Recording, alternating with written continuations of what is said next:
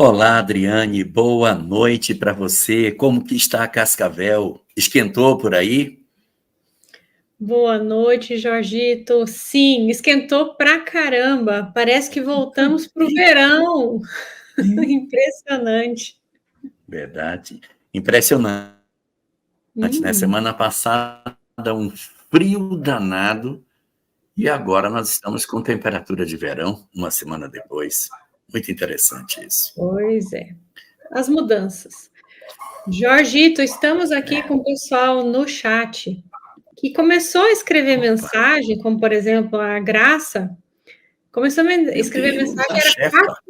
4h30. Olha o Evandro, né? O Evandro de Niterói também, já requerendo aí as suas intenções. O Paulo, que não consegue assistir ao vivo, mas que sempre participa, né? Ele deixa aqui, inclusive, o pedido de like, que é importante para Oh, todos. E ele também coloca uma reflexão aqui. Diz ele assim, né? Que sem o passo inicial, ninguém vence as distâncias. Joana de Ângeles. É isso. Esse é o ponto. E tem também a presença aqui da Ira Maia Consuelo, a Marinalva Melo. Marinalva, boa tarde. Margarete Cruz, olha de aí. cruz. Margarete sempre com a gente, né? O pessoal da TV Secal de Florianópolis também, que está conosco aqui, marcando presença. A Ione lá de Lauro de Freitas, da Bahia. Kátia Catalani, Rio de Janeiro, sempre com a gente também. Eduardo Veronese, de Ourinho, São Paulo. A Vânia Bertolino, de Brasília. Gente, muita gente aqui. Ana Paula, de BH. Heitor. Thelma. O Heitor, de Belém do Pará, esqueci de Além do comentar. Pará. Thelma. Elânia, do Amazonas. Roberta, João Pessoa. Silvana, de São Carlos. E a Perpétua Socorro também está dando boa noite. Um grande abraço para todos, Brasília, Bonfim, lá de Salvador. É isso. Muita gente boa aí já dando mandando suas vibrações positivas, né, Jorgito? E aí? Teu áudio fechou, querido. É verdade, eu fechei aqui. Adriane, na nossa semana passada, a gente iniciou essa nossa peregrinação, ou pelo menos tentamos iniciar isso, tentando descobrir o que somos, se somos andarilhos, se já somos peregrinos, e caminhamos exatamente por esse processo de infelicidade que nos toma, esse conjunto de dores que produz em nós tanto sofrimento. E aí uma pergunta se impõe sobre todas essas coisas, né? Por que tanto sofrimento para a humanidade? Por que o homem não inicia a sua peregrinação? O que é que faz com que nós, mesmo sendo espíritos que já recebemos a mensagem espiritual há tantos séculos, a gente não faz esse movimento de saída, não é? E eu nem me refiro só a Jesus, eu falo dos todos os demais que já passaram na história do planeta, deixando o seu contributo, apontando a estrada do progresso para que a criatura encontre a si mesma, para que a gente consiga fazer esse processo de mudança, Ariete. Que a gente consiga, sim, acordar para a vida e fazer o verdadeiro movimento de libertação das nossas almas. E essa é uma pergunta que sempre é comentada. Por que motivo que a humanidade não avança? O que é que nos prende? Por que parece ter uma bola pesada presa nos nossos pés, tipo aquelas bolas de prisioneiro, que mesmo a gente podendo ir, não vai? O que acontece conosco? Onde estaria, meu Deus do céu, Adriane Bacarin? a humanidade não avança para isso? Por que a gente não faz esse processo de mudança? Pois é. Eu acho que essa tua pergunta é uma pergunta, assim, que muitas pessoas fazem, né? Muito se discute sobre isso, muito se fala, mas sem as luzes do olhar apresentado pelo Espiritismo, talvez a gente veja só uma parte mesmo, né? Só veja uma pequena parcela dessas informações e aí não consegue desenvolver todo o pensamento completo, né, de forma completa.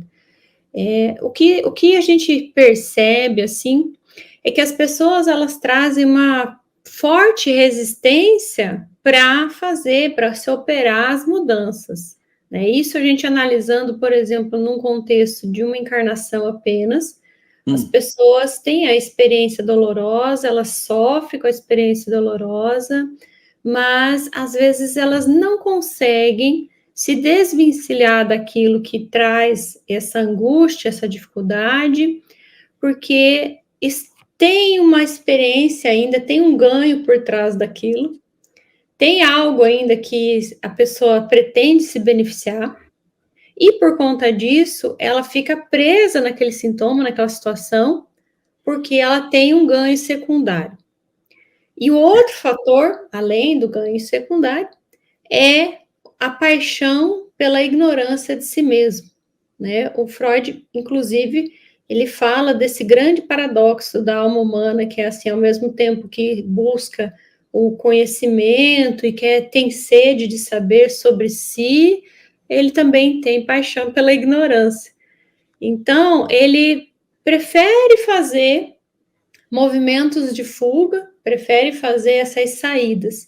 E uma questão que muito se coloca na nossa sociedade hoje é a questão do materialismo, que vem de encontro com esse tipo de experiência, né, com esses movimentos de fuga, com esses movimentos de massa, onde nós vamos sendo levados a fazer determinados comportamentos, tendo determinadas condutas que trazem até, de certa forma, um ganho imediato ali, mas ele não se sustenta, né? E cada vez que nós enveredamos para uma experiência, nós temos dificuldade para sair dela, porque ela se torna cada vez menos estimulante, cada vez menos interessante.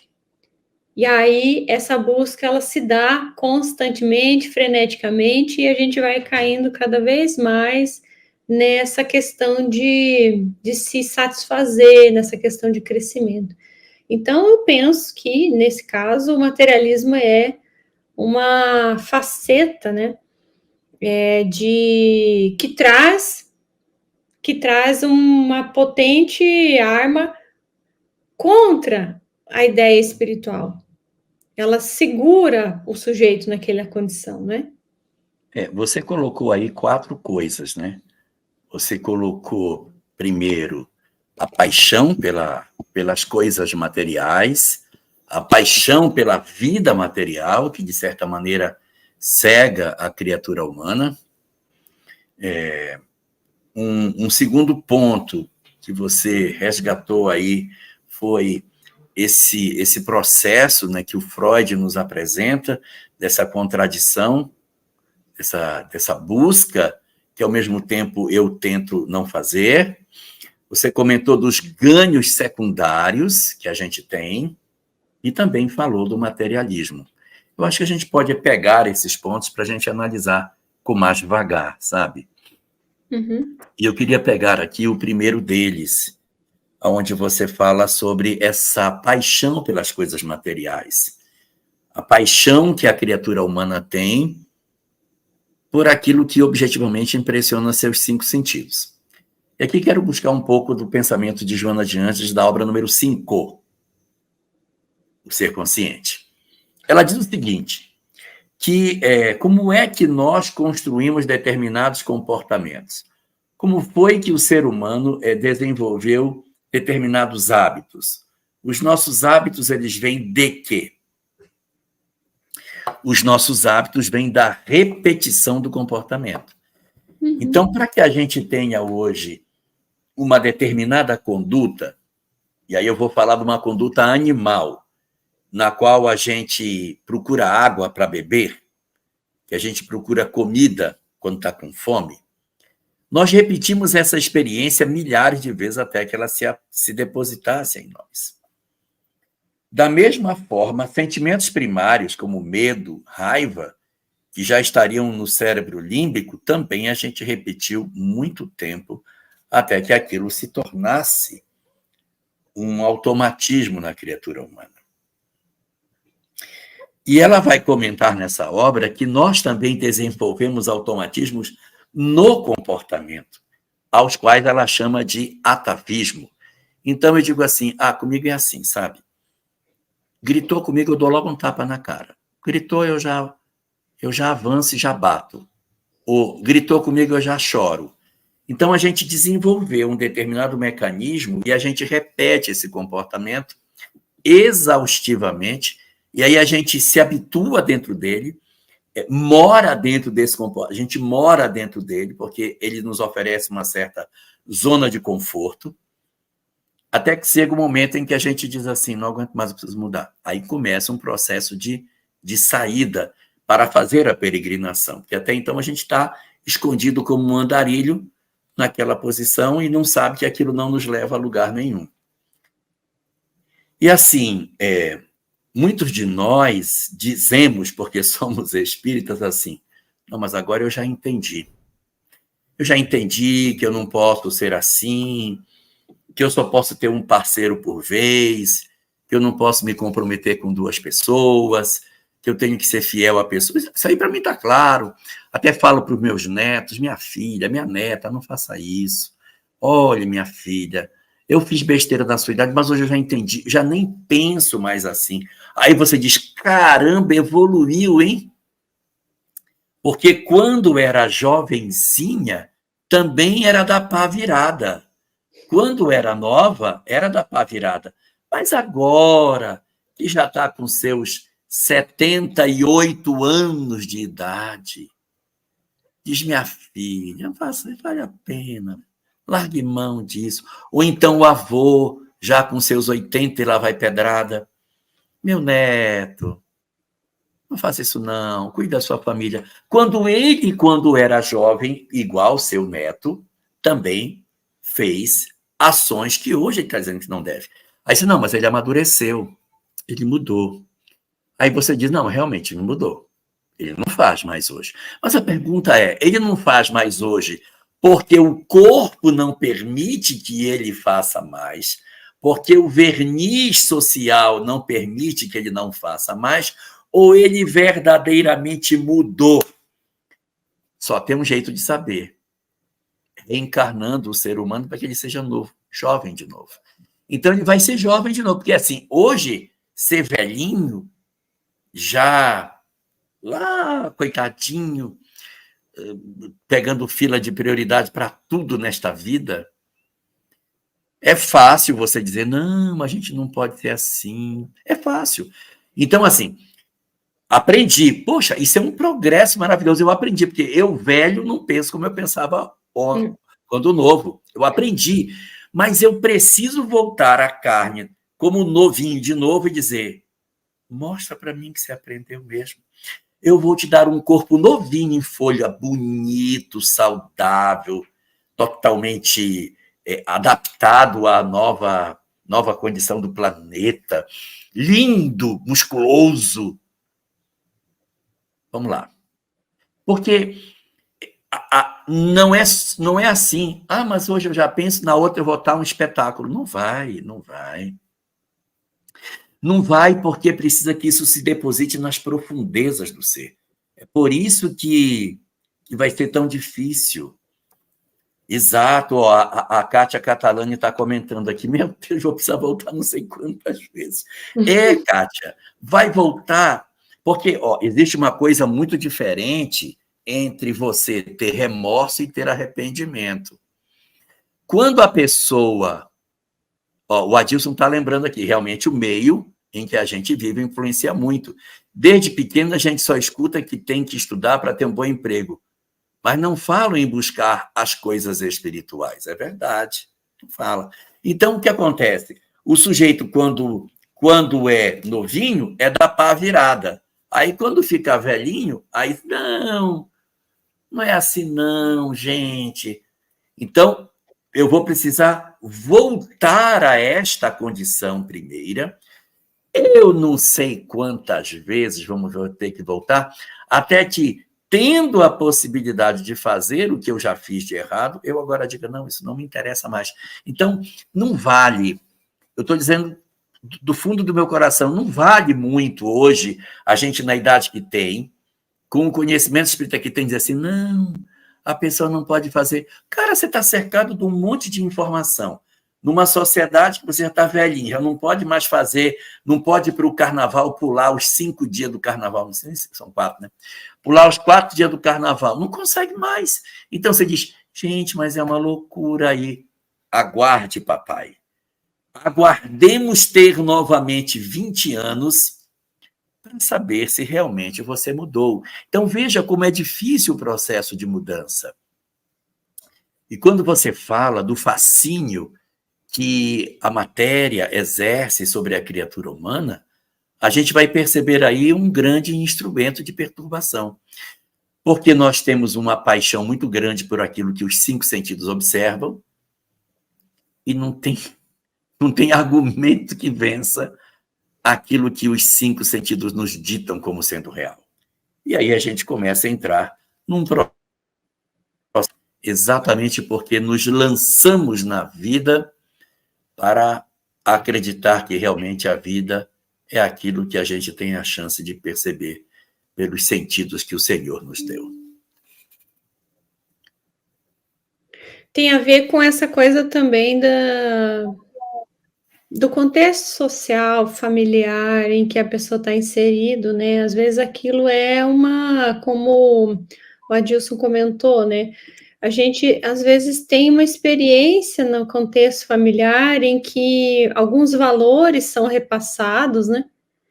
E aí, quando você vai e confrontar com aquilo que você já adquiriu, talvez aquela família te estimule positivamente, mas talvez ela não te estimule positivamente.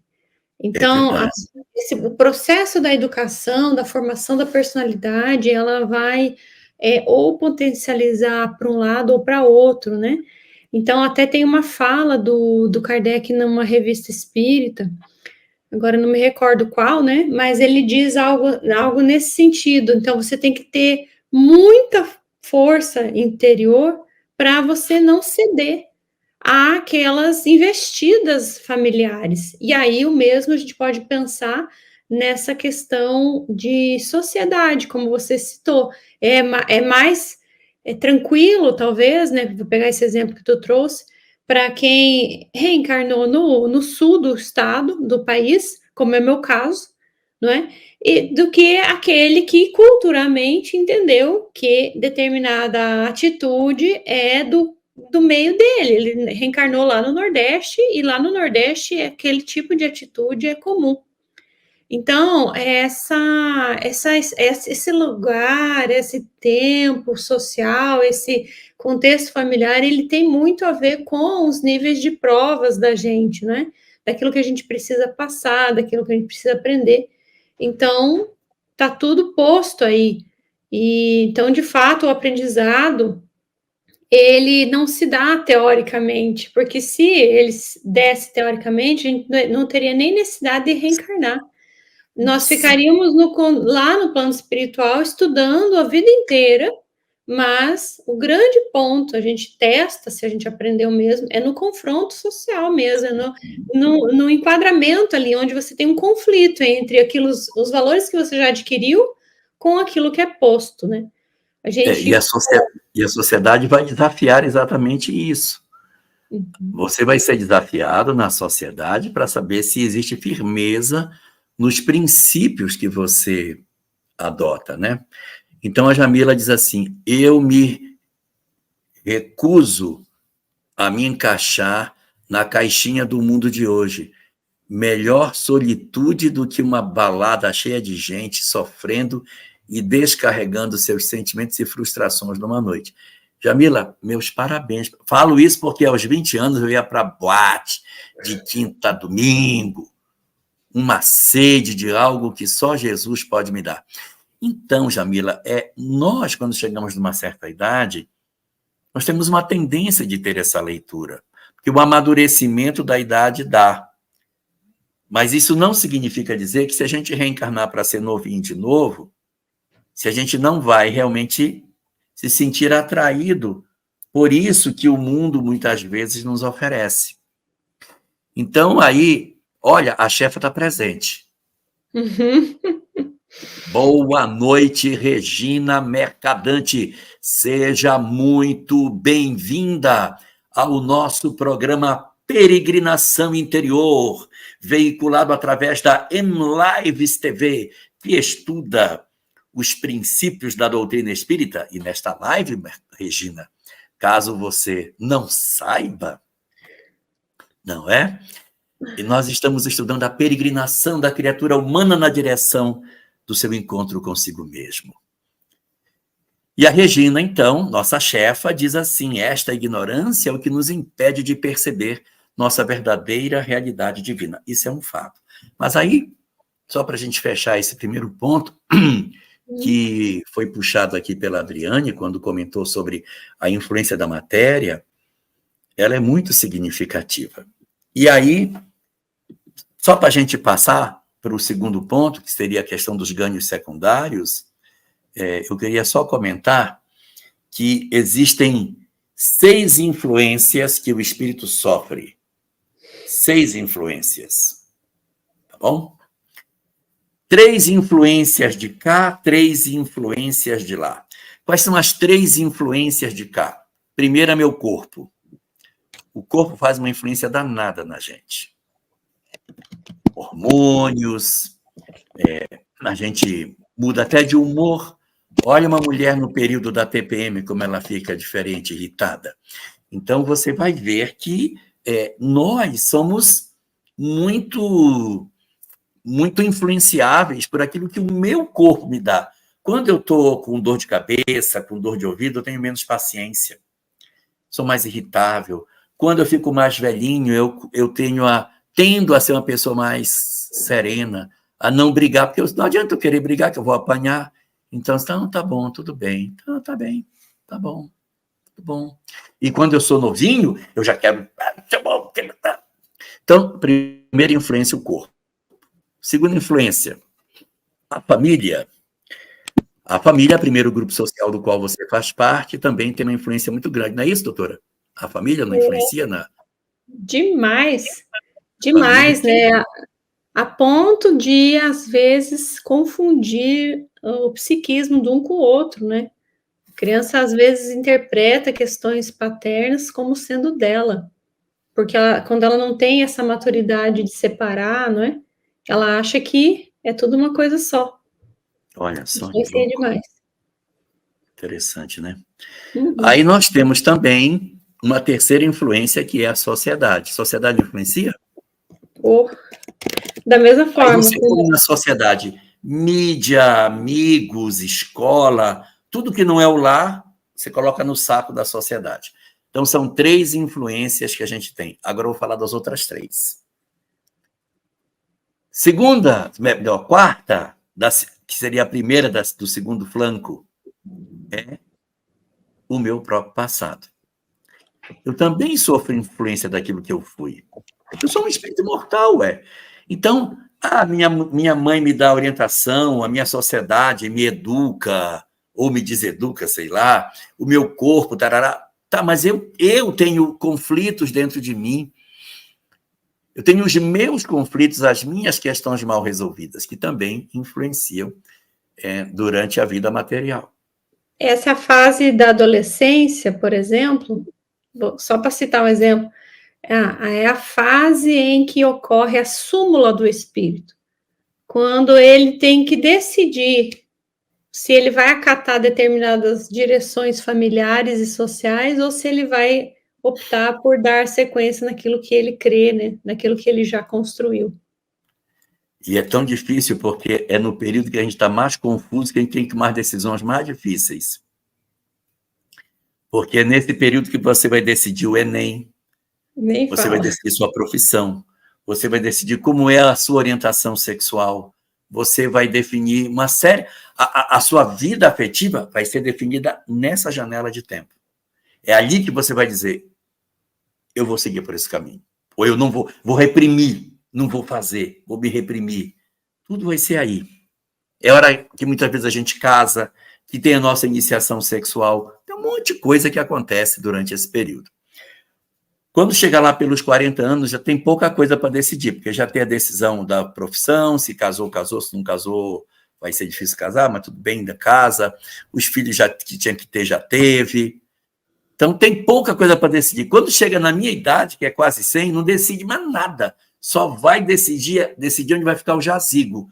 Eu acho que de frente para o sol, quando bater o sol, vai ficar bonito na minha sepultura. É só o que dá para decidir, porque o que você tinha para decidir, já decidiu. O que tinha para fazer, está feito. Não há mais o que você, de fato, fazer. Muito bem. Mas essa é a quarta. Tem a quinta. A quinta são os obsessores. A quinta é a obsessão. A influência espiritual, a perturbação, o assédio das entidades perturbadoras. E, por fim, a sexta. A sexta, que é a mais maravilhosa. Melhor do que o corpo, melhor do que a família, melhor do que a sociedade, melhor do que tudo, que é Deus, o soberano Senhor, que nos ama profundamente e que também nos influencia. A influência do bem sobre as nossas almas. São as 6 influências. Aí, Luísa, eu tenho as 6 influências, mas é o 7º fator que vai decidir. É querer ser jovem. A minha filha foi jovem faz tanto tempo. Meu Deus! Na época que eu fui jovem, só tinha disco de 33 rotações, 33 não, de 78 rotações. Vicente Celestino cantando Porta Aberta, já não vivo mais ao léu. Era o que tinha. 1933, meu Deus. Minha juventude.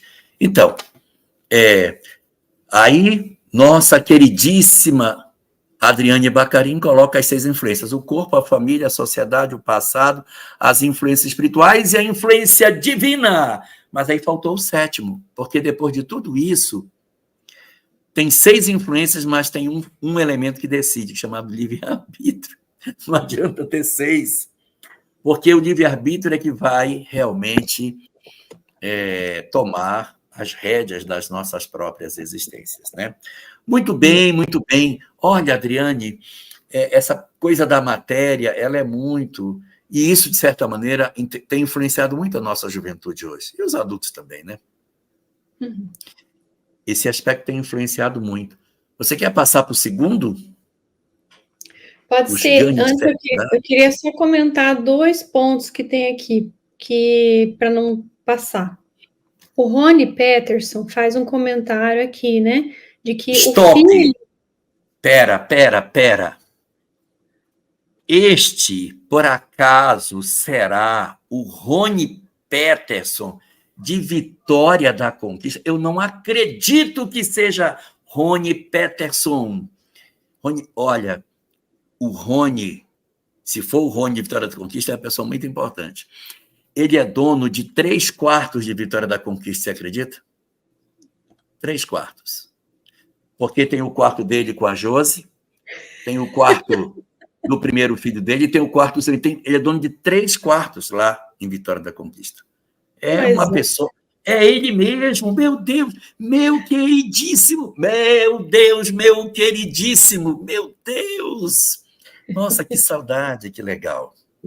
Manda um abraço para todo mundo. Não, olha que interessante, né? Ele fala aqui, né, que o filho sentiu angústia ao saber que reencarna e será criança novamente. Provavelmente o filho esteja passando por uma fase em que ele não quer muito dar bola para a criança, porque assim, deve estar saindo da fase da infância e não? Não. Filho é adulto? O filho dele Antes de reencarnar, aparece na reunião mediúnica. O filho do Rony, antes de reencarnar, aparece. E teme ser criança de novo. Isso eu não quero ser criança de novo. Porque é muito perigoso. Entendi. Sim, pois é. Aí é aquilo, né, que a gente fala, não dá para a gente alongar muito aqui, mas a ideia, sim, o que é que foi que aconteceu com ele no período em que ele foi criança, em algum momento, que fez ele pensar isso, não é? Eu conversei com o Rony sobre isso, lá, em Vitória da Conquista. Então, você vai saber dar mais detalhes. Dou mais detalhes. Porque acontece o seguinte, você está no mundo espiritual e vem de uma história mal resolvida, como todos nós. É. E aí você diz assim, você precisa renascer. Aí você diz, tudo bem, eu vou renascer. Então, você vai renascer e você vai, então, ter a possibilidade de voltar para o lar, nascer novamente. Não, criança eu não quero ser. Criança, não, pelo amor de Deus. Porque se eu for ser criança, eu vou me seduzir, eu vou me perder, eu vou me atrapalhar. Eu quero nascer com a consciência que eu tenho. Eu quero ir do jeito que eu estou agora aqui, tá vendo? Do jeito que eu estou aqui, com a compreensão de vida que eu tenho. Me manda para lá com isso que eu tenho aqui. Que eu tenho mais certeza que eu vou dar certo do que se eu passar por uma infância, eu vou esquecer tudo. Eu vou fazer besteira de novo. Eu não quero fazer. Então, medo. Então, o medo, a angústia de imaginar que seria criança novamente. Olha, Eliane, você está muito errada, minha filha. Calbi Peixoto e Ângela Maria é 1950. 1950, meus netos já estavam tudo criado. Minha época é outra. É a época do Vicente Celestino, época de Chiquinha Gonzaga. Esse é o meu tempo da minha juventude. Cantando, oh, abre alas que eu quero passar. Esse é o período, 1900, oh, coisa boa. E aí tem um comentário que é mais ou menos nesse tom, que é do... Deixa eu só achar ele aqui agora, porque tem muito comentário. Que é do... Ai, meu Deus, cadê? Que é abaixo desse aqui. Achei. Rubens Paz. O Rubens comenta que o filho tem 15 anos e está passando por esses conflitos, aquele da súmula da existência e entrou em depressão. Sim, é uma fase realmente complexa, né? Existe a gente até diz, né, que se passa por um luto, sabe, Rubens? Porque você deixa de ser criança, mas ainda não é adulto suficiente para assumir as próprias questões. A fase dos 15 anos é assim, querendo voltar para trás, querendo ser criança, ser conduzido, e o peso de que é essa sequência da vida, né? Essa estar agora, a partir daqui, eu sou adulto, como que vai ser? Então, o processo depressivo é justamente essa dificuldade de lidar com isso. Então, importante, né? A família ficar sempre de olho, cuidar, tratar, importante. Existe uma coisa interessante aí, sabe? É que nas sociedades antigas, não estou falando da nossa sociedade atual, mas sociedade antiga, não existia o conceito adolescência. Você era criança e por um rito de passagem você se tornava adulto. Então, por exemplo, no judaísmo você era criança. Aí você, quando chegava pelos seus 12 anos, participava de uma festa chamada Bar Mitzvah, e aí você se torna adulto. Acabou, pronto. Aí você agora é adulto, vive a vida dos adultos e, evidentemente, com as responsabilidades de adulto, já começava a ideia de casar, casava-se muito jovem, exatamente pelo fato de que na adolescência já se poderia definir a família que você teria. As mulheres, então, casavam sempre muito jovens. Essa festa de debutante que a gente faz com 15 anos era para apresentar a menina para a sociedade, porque a partir a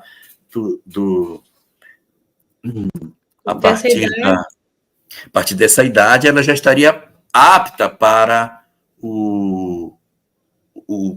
casar, para ser vista pelas pessoas, né? Então, existem algumas pessoas que dizem, isso aqui é uma hipótese, gente, não quero que ninguém tome isso de maneira absoluta, mas há quem diga que a história da filha de Jairo, do Evangelho, que Jesus foi lá, ela tinha morrido, e ele vai lá para ressuscitar a menina, que seria esse luto aí, Adriane, o luto da criança. Eu não quero deixar a condição de menina para me inserir no universo dos adultos. Então, é a morte da menina para o nascimento da mulher, ou seja, ela estava numa desistência de aceitação da realidade, como se fosse assim. Eu não conhecia a filha de Jairo, embora eu seja bastante velho, mas eu não conheci ela. Mas o pessoal diz que, né, alguns estudiosos falam que era um vazio existencial. Era uma depressão por não assumir as responsabilidades do mundo adulto. Aí ele vai e pega na mão dela e diz: bora, menina, levanta, Talita cumi. Menina, tem de bom ânimo, né? Levanta e anda, né, minha filha? Exato. E aí tem alguns que tentam fazer uma conexão, porque quando ele está indo para a casa de Jairo, Jairo aparece e ele encontra Jairo e vai para a casa de Jairo. No caminho para a casa de Jairo é que ele encontra a mulher hemorroíça, que também tinha um fluxo de 12 anos. Então o pessoal diz, então era a menarca da menina que faz com que ela queira morrer. Não quero entrar no mundo dos adultos. Não quero sair da condição de criança. E ele vai para restaurar nela a condição de saúde emocional. É uma hipótese. Mais? Os ganhos secundários, né, que seria esse segundo ponto que a gente comentou, né? Sim. A partir da ideia da influência da matéria e todo esse desdobramento que fizemos, os ganhos secundários, eles são, assim, é a própria ideia da zona de conforto, porém de outra forma, mas muito similar. É quando a pessoa se acomoda com aquilo que tem, né? Porque de alguma maneira ela não precisa mudar certas coisas dentro dela e as coisas permanecem como sempre foram, e ali ela se mantém daquela forma, né? Ela se mantém viva daquela forma. Por exemplo, eu violento minha própria vontade para satisfazer a vontade alheia, porque com isso eu me sinto mais amado. Eu me sinto mais participando daquele contexto familiar, eu me sinto mais integrada naquele grupo, né? A gente, nessa fase da adolescência mesmo, que é o que a gente está citando hoje, nós queremos pertencer aos grupos, queremos fazer parte daqueles grupos. E aí, a experiência vai fazendo com que eles vão negando as suas questões, vão negando os seus anseios, que ainda está em processo de formação, para pertencer naquele grupo, e é uma violência que vai fazendo consigo. E na idade adulta, às vezes a gente não amadureceu essa característica e seguimos fazendo assim. Então é aquela pessoa que não coloca opinião, é aquela pessoa que se eu converso com o Jorge fala uma coisa, eu concordo com ele, mas daí se eu converso com outra pessoa, a pessoa fala completamente diferente, eu vou concordar também. Então, eu não tenho firmeza nas minhas opiniões, eu não tenho essa coerência com o que sou, sabe? Então, o tempo inteiro eu estou jogando de uma forma que eu tenha algum tipo de ganho.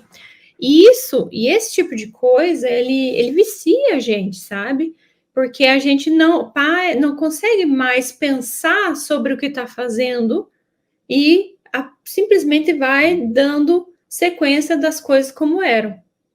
Então, isso os ganhos secundários, por exemplo, também pode ser aquela pessoa doente, né? Um idoso doente, ele tem uma doença, mas às vezes ele nem tem, mas ele diz que tem porque ele quer ganhar atenção.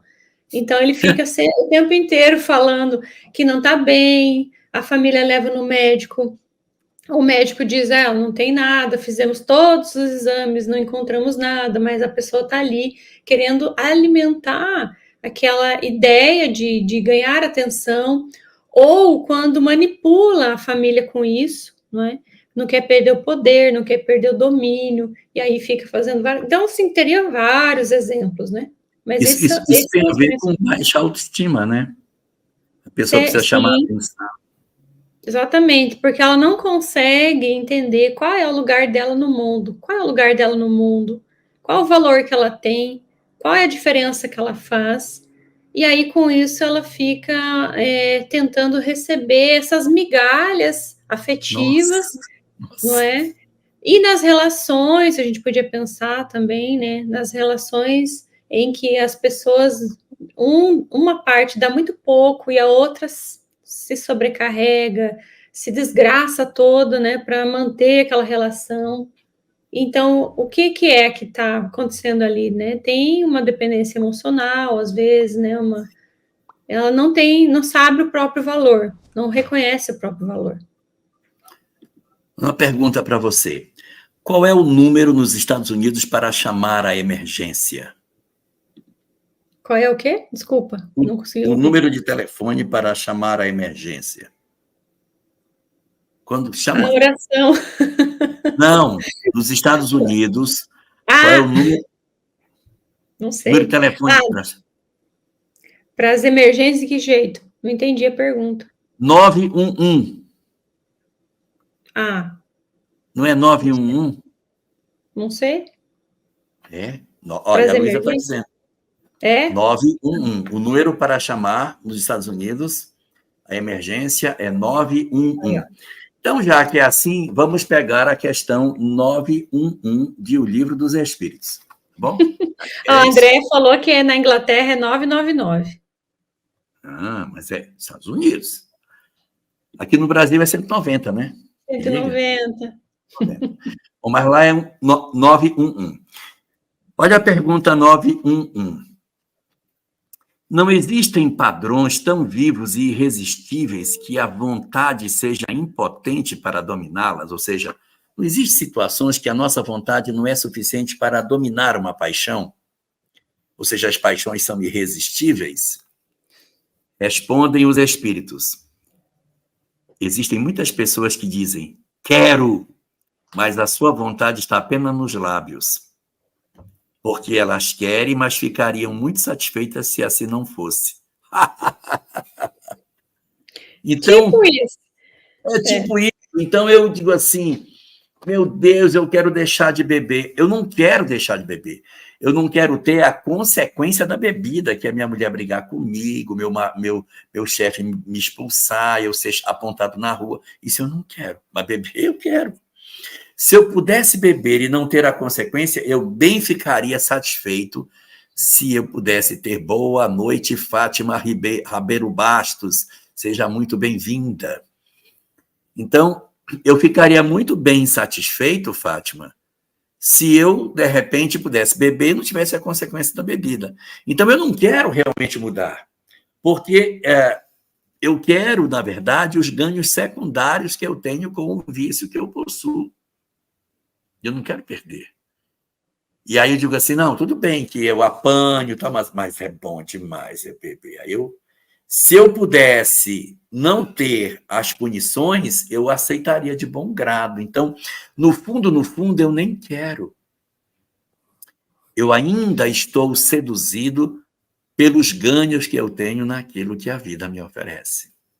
Não E é? daria para pensar também assim que de alguma forma eu me mantenho na mesma condição. Porque quando eu abro mão de alguma coisa, perdão, quando eu preciso mudar, eu preciso abrir mão de alguma coisa. E aí eu Sim. não quero abrir mão daquilo que eu estou recebendo, não é? Então, de repente, um status social, uma condição financeira, uma condição facilitadora, porque o casamento, às vezes, ele pode ser algo que me traz muitos ganhos ali. Vantagens, isso mesmo. Aí eu prefiro viver uma relação infernal a ter que usar uma roupa comum e não uma roupa de grife, a não ter que viver na casa que eu vivo, etc. Né? Que é o grande paradoxo de Freud, né? Que ele tem uma frase que ele diz assim: qual é a tua responsabilidade na desordem da qual você se queixa? Pera, Então, devagar. Não, pera, repete devagar. Qual qual é? é a sua responsabilidade na desordem da qual você se queixa. Então, quando eu tenho uma queixa, eu estou reclamando daquilo, aquilo é uma queixa, eu estou trazendo que aquilo não está bom. Qual é a minha responsabilidade Sim, naquilo? Eu posso ter responsabilidade no sentido de provocar aquilo, estimular aquilo, fazer a manutenção daquilo. Então, sim, às vezes, de forma indireta, eu estou fazendo com que o meu esposo continue bebendo. sim, Eu sei que falando assim parece estranho, mas investigando bem, a gente tem às vezes esse tipo de comportamento por trás, sabe? Na boa intenção, às vezes por trás também tem uma questão meio sórdida, meio perversa, sabe? masoquista, Porque o ser humano, ele se compraz no mal ainda, né? Nós ainda temos algumas características bem que necessitam ser trabalhadas, enfim, né? Então, isso não é de se estranhar tanto assim, né? Que quando fala, parece que é muito chocante. Como sim, assim? Eu estou vivendo essa experiência e eu tenho responsabilidade? Tem. Então, qual sim, é? Ele sempre volta, né? Essa é a grande sacada, né? Sempre voltar para, em relação a nós, o que a gente tem feito, o que tem deixado de fazer, porque o deixar de fazer, como a gente aprende na doutrina espírita, ele também tem o seu mal aí, também está posto o seu mal. Então, a importância da gente sempre fazer esse questionamento para ver qual é a nossa responsabilidade naquilo que está ruim. Aí eu me queixo, eu acho ruim, mas eu não faço nada para mudar. Eu não aceito abrir mão daquela situação, sabe? Porque eu tenho alguma coisa ali que me faz ficar. E isso tem outro também, o psicanalista que se deu sequência nisso. O Jung também fala muito disso, mas eu me recordo agora da frase do Lacan, que ele diz: às vezes você tem a pessoa, a única coisa que ela tem é o próprio sintoma. Então, essa a única queixa coisa que ela tem é é o próprio o sintoma. próprio trauma, né? O próprio sintoma, né? É. Então, isso é um sintoma, ela está se queixando do sintoma. Mas ela só tem isso.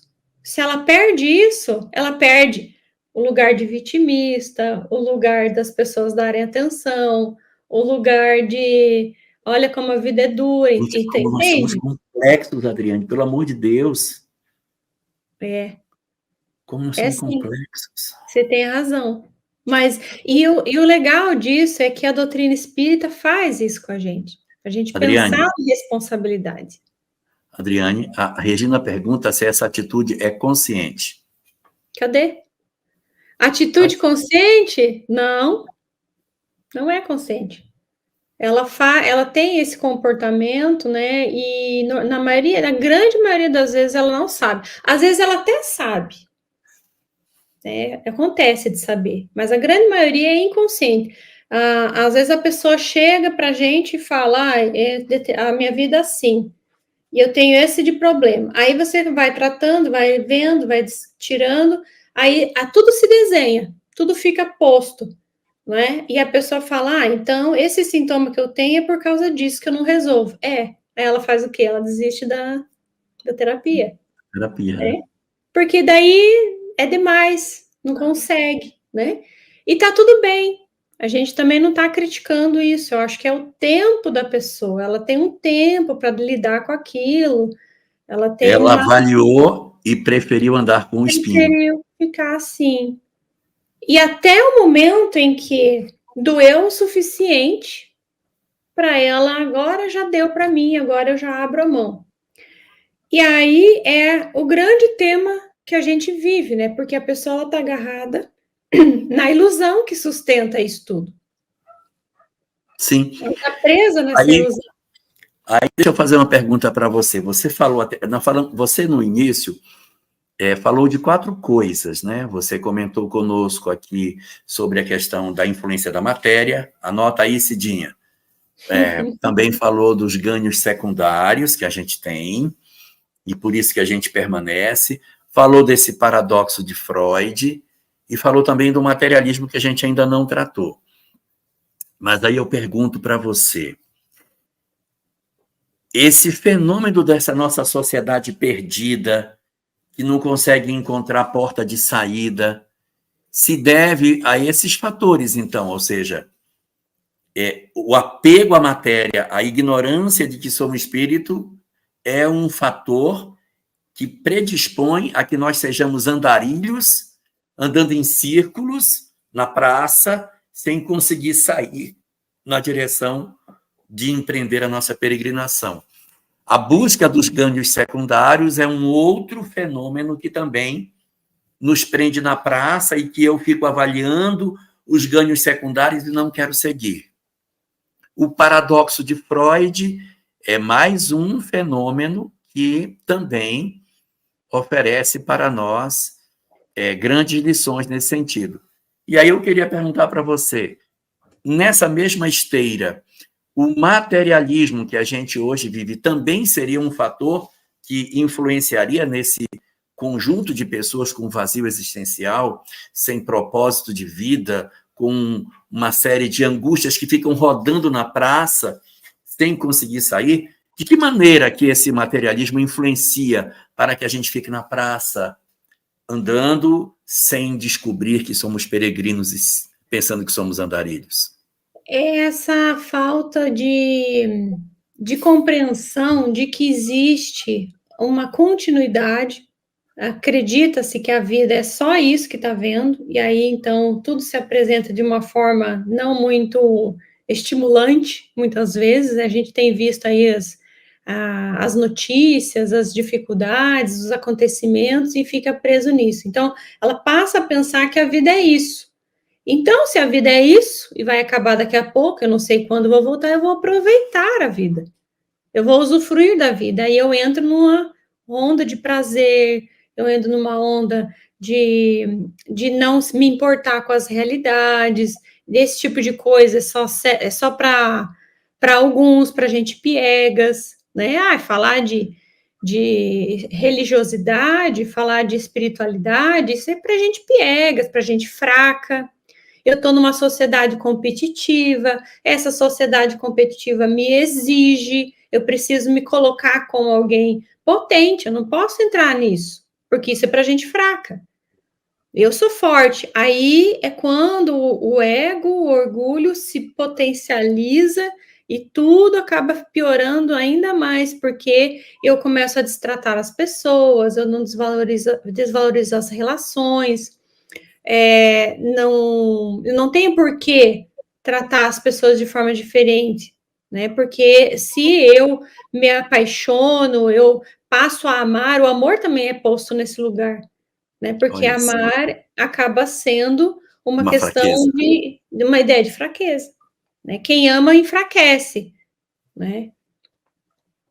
Não sei se Interessante. E além desse que tem essa percepção, existe o outro que, vendo a vida fugidia, a vida muito rápida, a vida que não tem sentido, se joga no fosso do desinteresse por viver também, né? Tanto eu tenho aquele que se joga no prazer, que é um grupo, não é?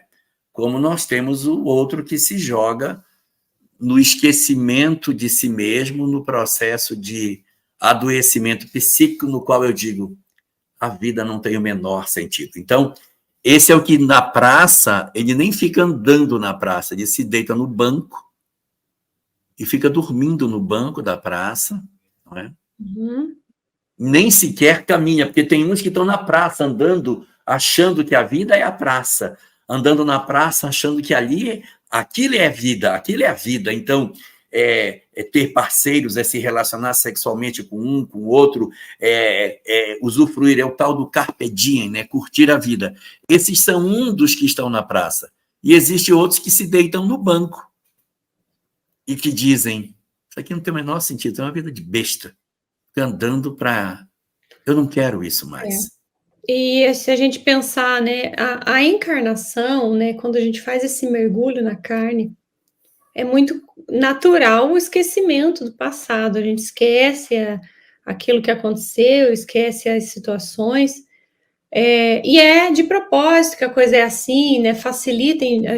Allan Kardec faz as explicações lá no livro do Evangelho segundo o Espiritismo, a importância do esquecimento do passado, e a gente vai vendo isso na prática mesmo, né? Então, essa necessidade do esquecimento do passado, ela tem a sua importância, a sua necessidade. Só que a gente chega aqui, o que acontece? A gente se distrai com esse mundo, com as ofertas do mundo, se distrai com as vitrines, com os outdoor, com tudo aquilo, né, de luminoso que aparece, como você bem colocou no início da live, né? A gente chega com os hormônios todos inteiros, né, todos bem postos, esteticamente jovens, e tudo isso vai ludibriando esse espírito, vai fazendo com que haja uma espécie de vertigem, em que ele não se recorde mais, ele perde o acesso a essa parte dele que traz a intuição de que a reencarnação tem um fundamento ético e moral. Ele fica entorpecido pelo processo reencarnatório e acaba por não conseguir dar sequência naquilo que no planejamento dele. E aí você falou antes, né, do livre-arbítrio. Nós temos o livre-arbítrio, temos a nossa experiência, né, o para que reencarnamos, mas conforme a gente vai usando o livre-arbítrio, essas situações vão se alterando, né, de uma forma melhor ou pior, a depender da condição, da situação. Então, esse grande é o mito de Narciso, né? Tem o mito de Narciso que representa isso, é aquele indivíduo que passa a maior parte do tempo olhando para a própria imagem, né? Olhando para si no sentido egoísta da coisa. E ele não se trata, ele não parte para o processo evolutivo. Se transforma. Não se ele transforma. olha para si e se apaixona pelo que ele é, e não pelo que ele possa vir a ser. Então, ele se congela. Opa! Meu celular, que nunca toca, tocou. Você acredita? Acredito. Apertei alguma coisa. É verdade. Nós estamos vivendo um período bem difícil. Mas, Adriane, a conversa está tão boa. Tão boa. Mas esse pessoal que está aí, eles têm que ir para outras lives, você acredita? Eles já estão aqui falando que eles têm que ir para outros lugares. E a gente vai precisar interromper a nossa conversa. Mas a gente vai voltar na próxima terça-feira, se Deus assim permitir, não é? Se não eu, a Adriane, porque eu já estou bem velhinho, mas a Adriane certamente estará aqui. E aí nós vamos retomar essa nossa conversa. Semana que vem, quando a gente voltar, a gente ainda vai estar na praça, misturado com os andarilhos. A gente ainda não vai achar os peregrinos. Ainda não conseguimos convencer que somos peregrinos. O povo está na praça, perdidão, uns dormindo, outros andando, sem propósito. Está uma dinâmica muito interessante na praça, mas ninguém sabe que tem um propósito superior para viver. Semana que vem, a nossa peregrinação interior vai avançar mais um pedaço, para ver se a gente consegue falar sobre a peregrinação, porque até então, meu amigo, ninguém quer saber disso. Do jeito que as coisas estão, a ilusão está realmente promovendo muito sofrimento na nossa sociedade, não é? Exatamente. Então, vamos olhar mais um pouco para essa ideia, né, do andarilho, para então chegar na parte do nosso peregrino, que é onde é nosso destino final, né? Onde a nossa peregrinação começa, né? Exatamente. Gratidão pela presença de todos, gratidão, Jorgito. Semana que vem estaremos aqui, se Deus quiser. Deixa eu mentir. Tchau, tchau. Valeu.